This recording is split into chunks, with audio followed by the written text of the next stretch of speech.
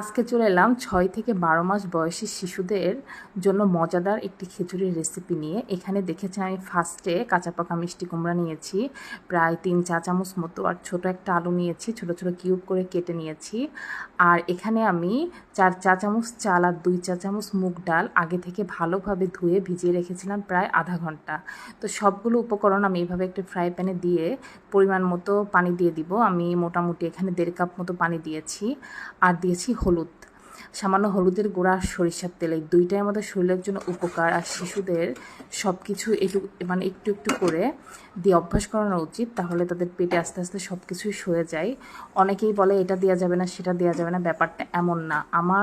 আমি আমার বাচ্চাকে যে ডক্টর দেখাই সে বলেছে গরুর দুধ বাদে তাকে আমি সবই দিতে পারবো, আস্তে আস্তে সব কিছুই তার পেটে যাতে সয়ে যায়। তো অনেকের বাচ্চাই শুনি পেটে অনেক রকম প্রবলেম হয়, বাট আপনারা প্রথম থেকে একটু দিয়ে সব টাইপের খাবার খাওয়ানোর তাদের চেষ্টা করবেন। আর হচ্ছে এই যে আমি আমার বেবিকে কখনো ব্লেন্ডার খাবার খাওয়াই না, এভাবে ম্যাশ করে খাওয়াই। তো আমি এটা মোটামুটি 40 মিনিট হালকা আছে এভাবে রান্না করে নিয়েছি, থেকে মাঝে মাঝে নাড়িয়ে চাড়িয়ে দিয়েছি, আর একটা ম্যাশারের সাহায্যে এভাবে ম্যাশ করে নিয়েছি। এই খিচুড়িটা অনেক মজা, আশা করি আপনার বাচ্চারা মজা করে খেয়ে নেবে।